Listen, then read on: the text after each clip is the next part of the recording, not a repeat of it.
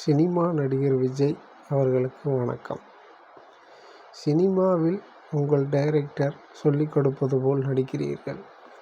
நிஜ அரசியல் வாழ்க்கையில் நீங்கள் தோற்றுப்போவீர்கள், தோற்றுவிட்டீர்கள். கரூரில் 41 உயிர்களை எடுத்து விட்டீர்கள். இது அரசியல் தந்திரமாக இருக்கட்டும். நீங்களும் அந்த தந்திரங்களை கற்றுக்கொள்ள வேண்டும். உங்கள் தொண்டர்களுக்கு முதலில் நீங்கள் பாடம் எடுக்க வேண்டும். நீங்களும் சரியான பாடம் கற்றுக்கொள்ள வேண்டும். முதலில் கிளை என்பதை உருவாக்க வேண்டும். பிறகு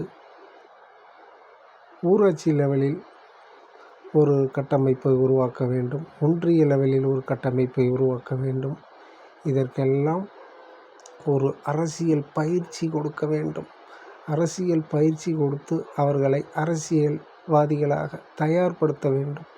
தயார்படுத்திவிட்டு பிறகு விஜயகாந்த் என்பவர் ஒரு உண்மையான தலைவனாக ஒரு கூட்டங்களில் நமது தொண்டர்கள் வீடு போய் சேரும் வரை அவர்கள் பாதுகாப்பாக இருக்க வேண்டும் என்று கூறினார். அதுபோல் உனக்கு எண்ணமில்லையே? பொது வெளியில் பிரச்சாரம் செய்யும் போது மரத்தில் ஏறுகிறார்கள், மின்கம்பத்தில் ஏறுகிறார்கள். இது போன்ற தொண்டர்களை ஒழுங்குபடுத்த வேண்டாமா நீங்கள்? இதற்கு சரியான ஒரு புரிதல் வேண்டும்.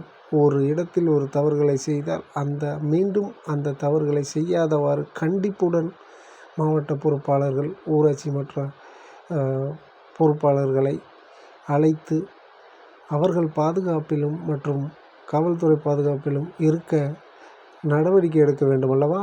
விடுமுறை நாட்களான சனிக்கிழமை மட்டும் பிரச்சாரத்திற்கு வருவதின் காரணம் என்ன?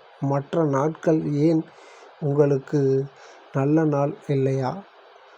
விடுமுறை நாட்களில் குழந்தைகள், பெண்கள், இளைஞர்கள், பொதுமக்கள் அனைவரும் கூடினால், நமக்கு கூட்டம் அதிகம் சேர்ந்தால் இந்த அரசியல் மாற்றம் என்பது பொது வெளியில் தெரிய வரும் என்ற பிளான் உங்களுக்கு இருக்கிறதா?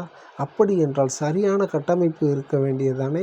பொதுக்கூட்டங்கள் ஓர் இடத்தில் போட்டு உங்கள் கருத்துக்களை பிரச்சாரமாக செய்ய வேண்டியதானே? ஏன் மக்களை இப்படி கொள்கிறீர்கள்?